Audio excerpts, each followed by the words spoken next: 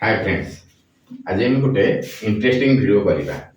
जो video T तुम बहुत दिन होला अपेक्षा कर रहिछ सेटा कोन ना सिलेक्शन लॉजिक सिलेक्शन क्वेश्चन 2024 तार ना एग्जामिनेशन काउंसिल एग्जामिनेशन पई जोड़ा पड़े। तेणु आम सेटा को जानिबा पई बहुत आग्रह प्रकाश करछे एवं बहुत मध्यम कमेंट आस्तिला। अच्छा तबे आमे देखिबा प्रथम कोन केमिति क्वेश्चन टा पड़े। क्वेश्चन रो पैटर्न टा जानिबा दरकार। गोटे क्वेश्चन रे तीनोटी ग्रुप थाए, group A, group B, group सी।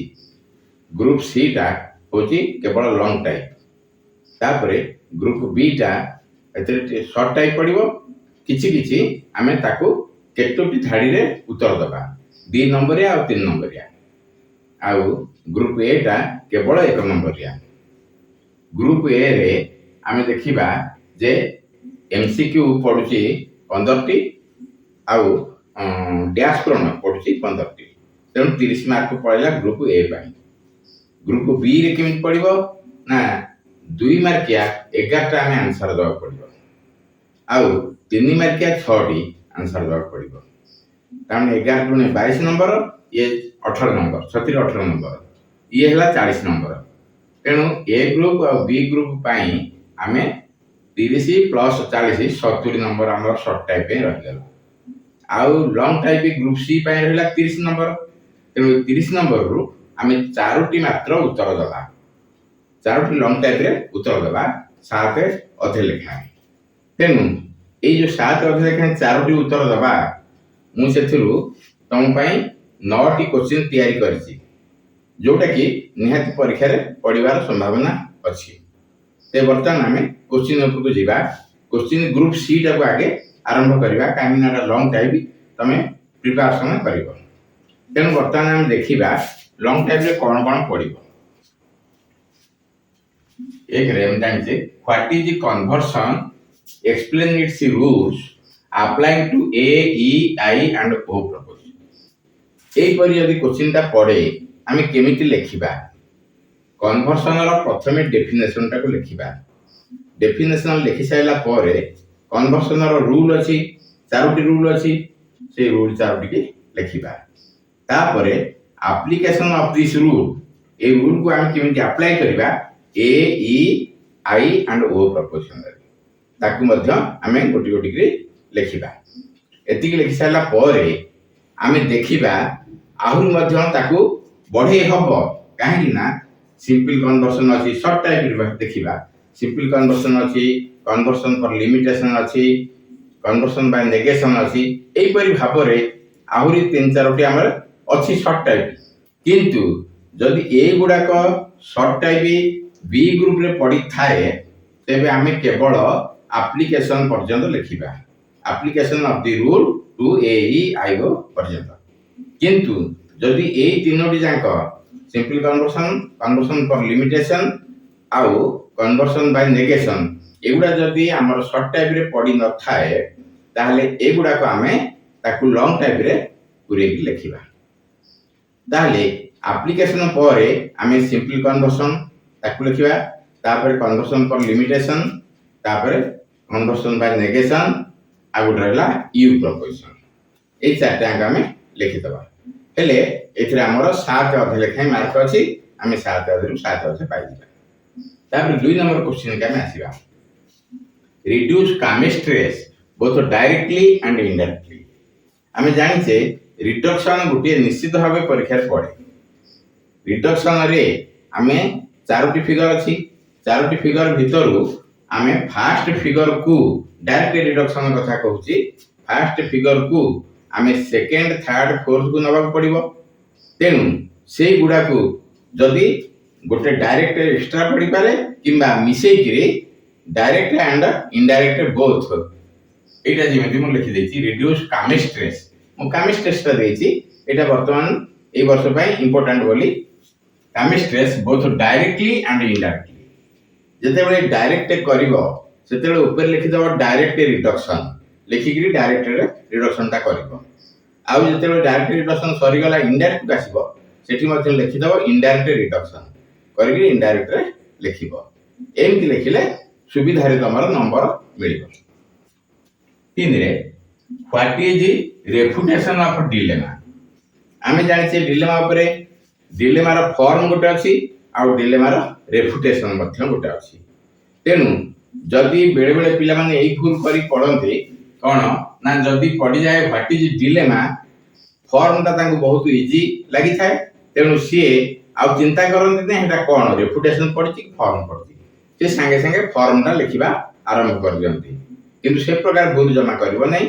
देखिबो कौन पढ़ी जदि रेफुटेशन ऑफ डिलेमा पढ़ी रेफुटेशन ऑफ डिलेमा का ताकू मध्य तमे केवल लिखिबो आउ फॉर्म लिखिबा किसी आवश्यक नहीं। तापरे 4 रे prove that if major premise is particular and minor premise is negative no conclusion follows. एटा जनरल सिलोजिस्टिक रूल रो 10 नंबर टा अछि। आमे जानिछे जनरल सिलोजिस्टिक रूल रे 10 टी रूल अछि। तार लास्ट रूल टा होची एटा एगुडा को हमर प्रूफ करबा को गोटे गोटे पड़ी जाय। तेनु एटा equally very important. A proof that major premise is particular and minor premise is negative no conclusion follows. एटा मध्य हमर परीक्षा पढ़िबार यथेष्ट संभावना अछि। तेनु आकु तमे सब प्रिपेयर करिसो भलो भाबरे आउ जदी कोडा तमरो डाउट रहिला तमे कमेंट माध्यम रे जणैबो। तापरे अछि मिल्स मेथड। एटा मिल्स मेथड मिल्स ही बाहर करचंदी पांचटी मेथड। पांचटी मेथड भितर तमे सब गुडा पढ़िबा आवश्यक नाही। तमे केवल पढ़िबो कोन मेथड ऑफ एग्रीमेंट जोटा कि बहुत इंपोर्टेंट आउ मेथड ऑफ रेसिड्यू मध्य पढ़िबो। किंतु अन्य जो मेथड गुडा को रहिला तार कैरेक्टरिस्टिक्स मेरिट एंड डिमेरिट एगुडा को मन रखिथवा दरकार। काहेकि ना एगुडा को शॉर्ट टाइप रे पढ़ि जाय। तापर आसी गला what is hypothetical categorical syllogism. ए जो हाइपोथेटिकल कैटेगोरिकल सिलोजिज्म आसुची एटा को आमे मध्य तार अन्य ना रे कहि परिबा मिक्स्ड हाइपोथेटिकल सिलोजिज्म। जदि परीक्षा रे पड़ जो मिक्स्ड हाइपोथेटिकल सिलोजिज्म तमे मध्य एटा को लिखिबो न हेले हाइपोथेटिकल कैटेगोरिकल सिलोजिज्म पढ़ले तमे सेटा लिखिबो। ए दिटा को एका जिंस। तापर आसिला न्यावस इन्फरेंशियल नॉलेज एक्सप्लेन। न्याव फिलोसफी जो थरे कि हमरो ए 5 यूनिट रे पुरे देछि दीटा जिंस। गोटे हला परसेप्शन आ गोटे हला इन्फरेंस। तेनु परसेप्शन ता हमर पढि सारिछि गत वर्ष। एई वर्ष पाई 24 पाई आमे कोन करबा इन्फरेंशियल नॉलेज ता पढिबो जोटा कि बहुत ही इंपोर्टेंट। इन्फरेंशियल नॉलेज ताको आमे एक्सप्लेन करबा। एथिरे मध्य इन्फरेंशियल नॉलेज रे आमे पाइबा व्हाट इज व्याप्ति। एटा मध्य गोटे लॉन्ग टाइप क्वेश्चन ही परिबो।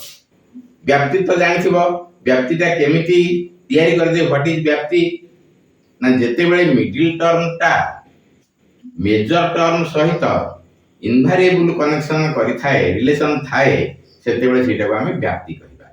तबे व्याप्ति विषय रे मध्य तमे लिखिबो। तापरे आसी गला non violence according to Mahatma Gandhi. Non violence according to Mahatma Gandhi. Mahatma Gandhi कर एटा होची इंपोर्टेंट टॉपिक। तेनु ए नॉन वायलेंस टा को हमें प्रिपेयर करथिबा। तापरे ये तो गला नोटा आउ गुटे मध्य तमरो क्वेश्चन पडिबो जोटा कि सिंबलिक लॉजिक। जदियो सेटा कि लेखि नाही सेटा मध्य कहि दउची सिंबलिक लॉजिक रो गुटे पडिबो एमिति क्वेश्चन जोटा गोटे प्रॉब्लम पडिथिबो। से प्रॉब्लम टा को तमे सॉल्व करिबो। तेनु सिंबलिक लॉजिक रो प्रॉब्लम गोडा को तमे सॉल्व करिकरी प्रैक्टिस करथिबो जहा फल रे कि तमे लॉन्ग टाइप रे चारोटी खुशी रे आंसर दे परिबो। जहा फल रे चारोटी खुशी रे आंसर देले लॉन्ग टाइप रे हमें 30 मार्क। तेनु 30 मार्क में 30 मार्क पाइबा। आजि ए लॉन्ग टाइप रो केवल क्वेश्चन तक मु कहि देली। तापर नेक्स्ट वीडियो रे आमे कोन करिबा ग्रुप बी ताको आलोचना करिबा। काहे कि ना ग्रुप बी रे दुई प्रकार क्वेश्चन पडुची। गोटे 2 नंबरिया जोरे कि 11 टा करिबा पडिबो। आ गोटे होची 3 नंबरिया जोटा कि 6 टा करिबा पडिबो। तेनु ये 40 मार्क हम पाइबा। तेनु एटा नेक्स्ट वीडियो रे आमे अपलोड करबा। हौ आज एतिकी।